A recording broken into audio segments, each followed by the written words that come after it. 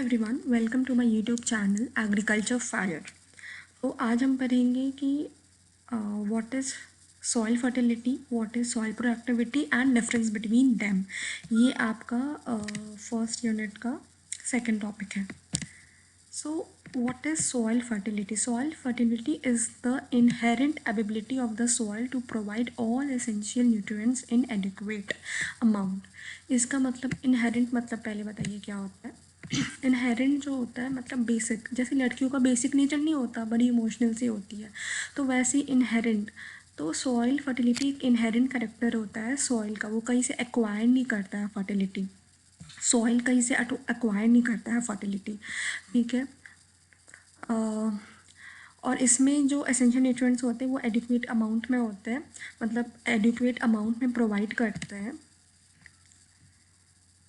ना ज़्यादा टॉक्सिक करते हैं ना उसको डिफिशिएंट बनाते हैं। And third part is balance proportion, मतलब जो भी आपका रेशियो होता है ना एलिमेंट्स का सॉइल में, उसका एक बैलेंस रेशियो ये मेंटेन करके रखते हैं सॉइल फर्टिलिटी।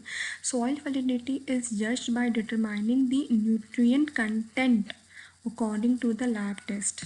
हम सॉइल फर्टिलिटी अब देख के तो नहीं बता सकते ना हाथ में लेके कि नहीं ये सॉइल फर्टाइल होगी, हमें क्या पता उसमें क्या आपका एलिमेंट्स प्रेजेंट है, कौन से एसेंशियल न्यूट्रिएंट्स प्रेजेंट है। तो इसलिए हम लोग इसका क्या करते हैं, लैब टेस्ट के ही द्वारा, with the help of lab test only we can conclude that the soil is fertile और not, the soil fertility is high और लो।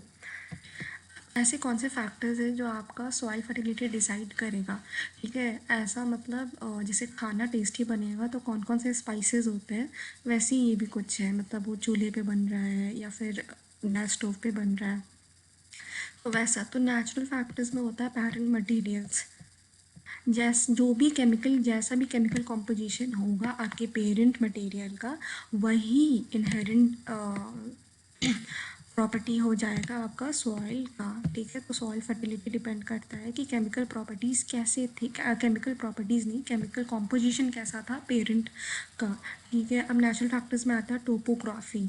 Soil on the upper slope are less fertile than the low. हाँ, तो ये तो हमें पता ही है कि आपका यहाँ से बारिश होता है, सब यहाँ से क्या होता है, झड़ जाता है सारे एसेंशियल न्यूट्रिएंट्स जो होते हैं। तो ये आपका टोपोग्राफी पे भी कैसे सॉइल फर्टिलिटी डिपेंड करता है, ये था। फिर आता है क्लाइमेट, जो आपका ट्रॉपिकल रीजन होता है, तो ट्रॉपिकल की जो सॉइल होती है वो आपका लेस फर्टाइल होता है क्योंकि इसका जो टेम्परेचर होता है वार्म ह्यूमिड, वो ना जल्दी रिसाइकलिंग एंड इनकरेज कर देता है रेट ऑफ डिकम्पोजिशन को। प्लस इसमें जो रेन वगैरह होता है, बारिश वगैरह, ये भी थोड़ा बहा देते हैं सॉइल के न्यूट्रिएंट्स को, इसलिए इसका थोड़ा कम होता है एज़ कम्पेयर टू टेम्परेट जो थोड़े कूलर रीजन्स होते हैं। फिर आता है आपका depth of the soil profile, ठीक है। आपका डिफरेंट हॉरिजन्स होते हैं ना प्रेजेंट, तो आपका जो नीचे वाला होता है वो क्या होता है, मोर फर्टाइल होता है दैन शैलो, ठीक है। जो जस्ट अपर के ना थोड़ा सा नीचे होता है ना, उससे ज़्यादा फर्टाइल आपकी नीचे वाले होते हैं, डीप सॉइल्स होते हैं। ऑब्वियसली आपका इन्फिल्ट्रेशन होगा और सारा चीज़ जब अंदर लीचिंग वगैरह होगा तो वो नीचे ही तो जाएगा, डीप सॉइल्स।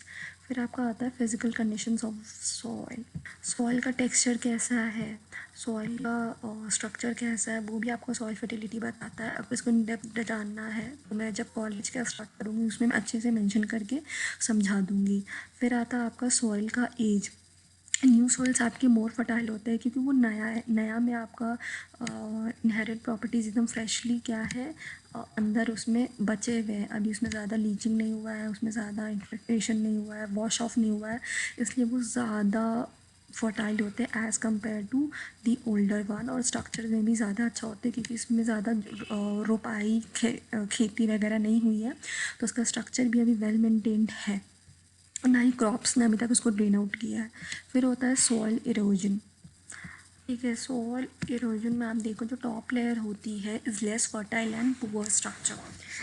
हाँ, आपका जो टॉप लेयर है वो आए दिन उसका स्ट्रक्चर तो गर ही रहा है, क्योंकि वो कब कोई इधर उड़ के जा रहा है, कोई इधर वॉश होके निकल रहा है। तो ये सब चीज़ को दिक्कत हो रही है ना soil, top layer of soil के साथ, इसलिए वो ना लेस फर्टाइल होती है एंड पुअर भी हो जाता है स्ट्रक्चर में। फिर nutrient status in the soil, एक सॉइल में मतलब वो कितनी न्यूट्रिएंट्स उसमें प्रेजेंट है, उसके बेसिस पे भी सॉइल फर्टिलिटी एक वो डिपेंड करता है। फिर आर्टिफिशियल में आपका आता है वाटर लॉगिंग। ठीक है, मतलब सॉइल में अगर बहुत देर तक पानी जमा रहता है तो माइक्रोब जो होते हैं उसके वो मर जाते हैं। तो उस पर भी डिपेंड करता है कि वाटर लॉगिंग कंडीशंस कैसी थी, क्रॉपिंग सिस्टम कैसा था। क्रॉपिंग सिस्टम कैसा रख रहे हैं आप, मोनोक्रॉपिंग कर रहे हैं, ठीक है, मोनोक्रॉपिंग जैसे आप साल भर साल खाली वीट उगा रहे हैं, तो वो क्या करेगा, वो आपको पर्टिकुलर एलिमेंट में उस सॉइल को क्या कर देगा, एफिशिएंट कर देगा। वही अगर आप क्रॉपिंग सिस्टम, अगर आप क्रॉप रोटेशंस कर रहे हैं, जैसे एक साल आपने मेज़ उगाया और उसके साथ वाले में बीन्स उगाया, तो ये आपका मदद करते हैं कि जो न्यूट्रिएंट्स यूज़ हुए थे प्रीवियस क्रॉप में उसको कंजर्व करने में, उसके हिसाब से हम लोग क्रॉप रोटेशंस करते हैं। फिर आपका आता है सॉइल का पीएच कैसा है, सॉइल के माइक्रो ऑर्गेनिजम्स कैसे हैं। फार्मर्स फ्रेंड कहते थे ना हम लोग, मैंने क्लास 6 में पढ़ा था फार्मर्स फ्रेंड अर्थवॉर्म। ठीक है, तो ऑर्गेनिक मैटर भी आपका एक इम्पॉर्टेंट मेथड होता है। तो method and timing of flowing, flowing जो होता है वो डिपेंड करता है ना बहुत सारी चीज़ों पे, आपका स्ट्रक्चर वगैरह और कब करना चाहिए। फिर देखिए, मेरे हिसाब से जो सॉइल फर्टिलिटी होता है उसके 3 भाग होते हैं। ठीक है, फिज़िकल, केमिकल, जैसा हम लोग ने हायर एजुकेशन में पढ़ा है, physical, chemical and biological factors. देखिए, फिज़िकल में डिपेंड करता है कि एक सॉइल का स्ट्रक्चर कैसा था, पोरोसिटी कैसी थी, वाटर होल्डिंग कैपेसिटी कैसी थी, उस पर आपका डिपेंड करता है सॉइल का फर्टिलिटी। सॉइल का जो फर्टिलिटी होता है वो डिपेंड करेगा कि सॉइल का स्ट्रक्चर कैसा था। ठीक है, अगर वो बांध के रखने वाला था फर्टाइल्स एलिमेंट्स को, कितना एफिनिटी से बांध के रखता है, तो उसका पोरोसिटी कितनी है, ठीक है, और वाटर होल्डिंग कैपेसिटी क्या है, वाटर क्या करता है, लीच आउट करता है ना एलिमेंट्स के, एलिमेंट्स और न्यूट्रिएंट्स को। तो वाटर होल्डिंग कैपेसिटी कितनी है, कितने रेट से इन्फिल्ट्रेशन होता है, ये सब आपका फिजिकल होता है। केमिकल में पीएच, फिर आपका ईसीडी फैक्टर्स क्या है, फिर अनायन एक्सचेंज कैपेसिटी क्या है, ईसीई क्या है, मतलब ये सब आपका डिपेंड करता है। फिर बायोलॉजिकल फैक्टर्स में आपके माइक्रोबियल पॉपुलेशन आते हैं, क्योंकि माइक्रोबियल पॉपुलेशन आपका डिकम्पोजिशन वगैरह में मदद करते हैं, जो कि आपके सॉइल फर्टिलिटी में मदद करते हैं।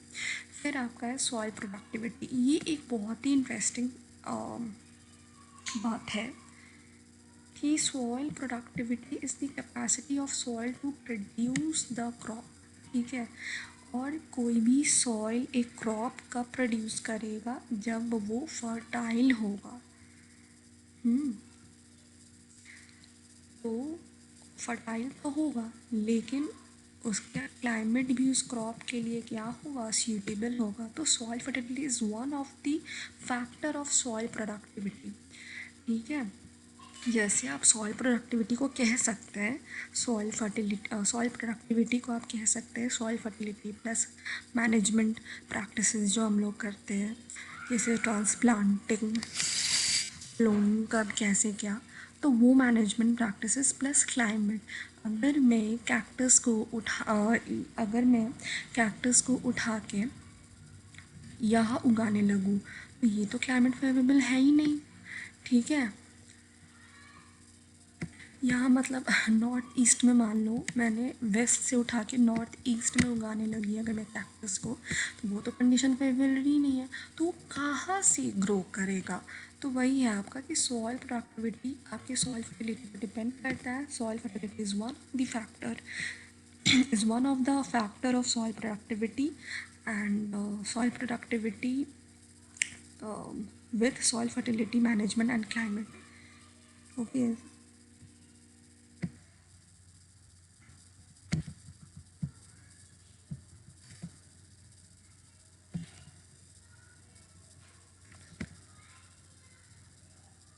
सॉइल फर्टिलिटी तो है ही एक वन ऑफ द फैक्टर। अभी मैंने बताया क्यों। सॉइल फिजिकल कंडीशंस कैसी है, सॉइल और फार्म का लोकेशन कहाँ है, फेवरेबल लोकेशन में लोकेटेड है या नहीं है, वेदर कंडीशंस फेवरेबल है कि नहीं है, राबी को खरीफ में उगाइएगा तो नहीं होगा वो, और वेदर भी सही होना चाहिए। इंसेक्ट, ये एक एक्सटर्नल फैक्टर है, इंसेक्ट एंड पेस्ट अटैक कहीं भी हो सकता है, ठीक है। अब आता है मेरे हिसाब से इसमें आपके दो फैक्टर्स होते हैं, इंट्रेंसिव एक्सपेंसिव। सॉइल प्रोडक्टिविटी के लिए इंट्रेंसिव क्या होंगे कि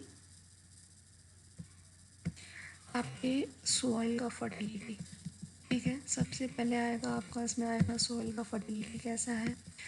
आप ये भी लिख लोगे ना, आपको मार्क्स मिलेंगे, ऐसा नहीं है नहीं मिलेगा। फिर आपका स्लोप कैसा हो रहा है, ठीक है, उसके हिसाब से भी आपका सॉइल प्रोडक्टिविटी डिपेंड करता है। उसका क्लाइमेट कैसा है, ये सब इंटेंसिव है।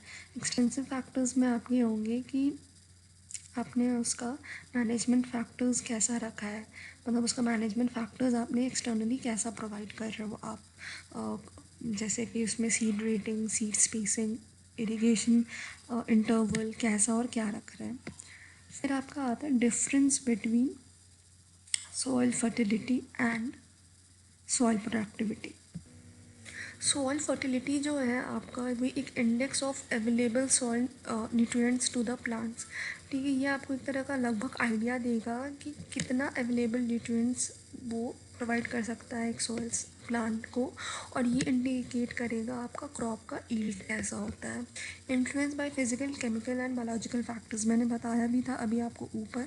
फिजिकल फैक्टर्स जैसे कि उसमें पोरोसिटी, एरेशन कैसा है, केमिकल पीएच, एसिडिक कैरेक्टरिस्टिक्स कैसे है, ठीक है। आयन कटायन एक्सचेंज कैपेसिटी क्या है, बायोलॉजिकल मतलब जो माइक्रोबियल पॉपुलेशन है सॉइल की वो कैसी है।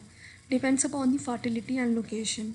अभी जो ऊपर मैंने फॉर्मूला बताया था, S P equals to climate plus soil fertility, वही। It is an inherent property, ये एक बेसिक नेचर है सॉइल का, ये कहीं से एक्वायर्ड नहीं होता है, ये नहीं है, ये एक सॉइल का इनहेरेंट प्रॉपर्टी नहीं है। Evaluated by testing in laboratory, मैंने बताया हम देख के नहीं बता सकते। तो ये क्या होता है, हम लोग सॉइल, एक सॉइल को फर्टाइल तभी कहते हैं जब वो प्रॉपरली एक जब वो प्रॉपरली लैब टेस्ट होके सिद्ध ना किया हो ये बात। It is evaluated by crop production, अगर आपका क्रॉप का ईल्ड अच्छा आ रहा है तो हम लोग कहते हैं यार उपजाऊ ज़मीन है या उपजाऊ खेती वो सॉइल है।